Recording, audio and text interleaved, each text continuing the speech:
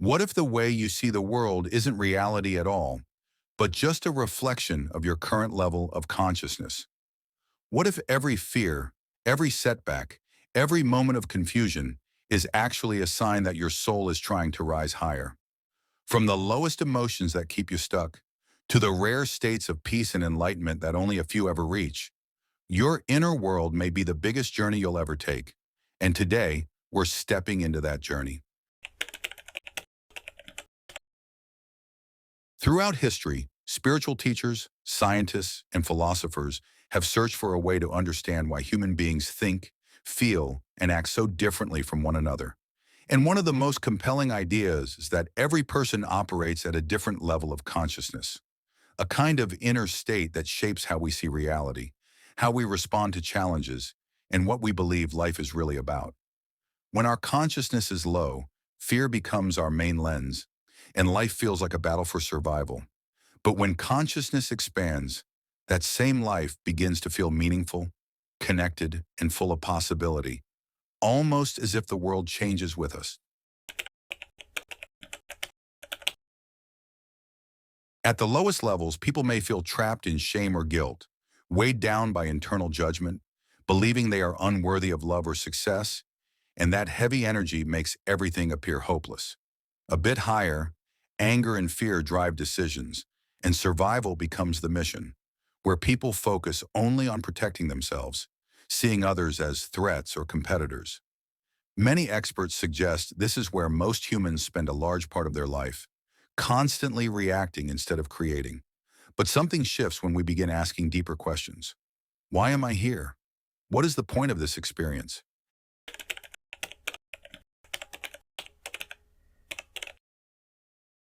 That curiosity marks the rise to a level where consciousness is not just reacting, but observing, where we start to notice our thoughts and recognize we are not the thoughts themselves.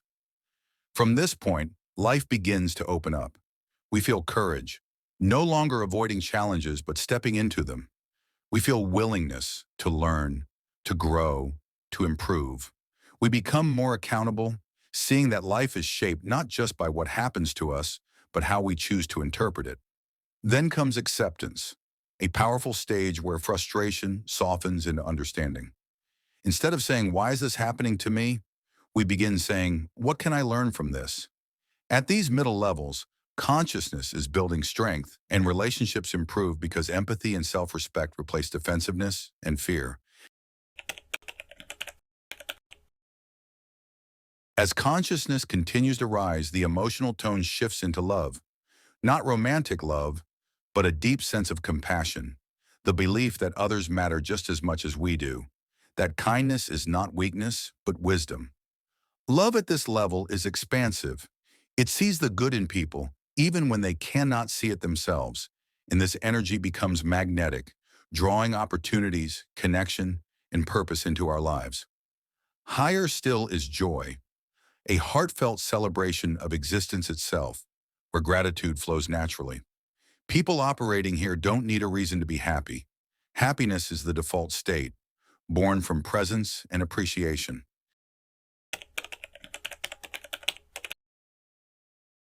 Many spiritual traditions say this is the level where life feels guided, where synchronicities appear, and where intuition becomes clear and reliable. And beyond joy lies peace, a state that only a few ever reach, yet every spiritual path seems to point toward it. Monks in mountain monasteries, meditation masters, mystics throughout history. Peace isn't the absence of problems. It's the absence of inner conflict. It's the realization that everything is connected, that life is happening perfectly in its own rhythm, and that we are not separate from the universe, but expressions of it. Some philosophies go even further, describing an ultimate level of consciousness known as enlightenment, pure awareness beyond the mind, beyond identity, beyond fear.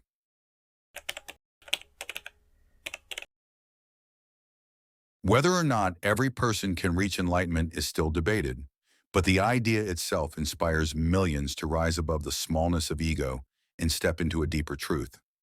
What makes this model so powerful is not just the descriptions of each level, but the simple fact that movement is possible. Consciousness is not a fixed trait. It can grow. Some days we might rise into love and gratitude, and the next day slip into anger or doubt. That doesn't mean we failed. Practices like mindfulness, gratitude, meditation, and acts of service are widely believed to help lift consciousness over time, not by forcing change, but by allowing us to see life from a wider perspective. Ultimately, the spiritual levels of consciousness remind us that every human being carries a unique path of awakening. No matter where we start, we always have the potential to move higher, to live with more love than fear, and to discover a purpose larger than ourselves. And maybe that's the deepest message of all. Consciousness is not about being better than others, but about becoming the brightest version of ourselves, step by step, moment by moment, awake to the beauty of being alive.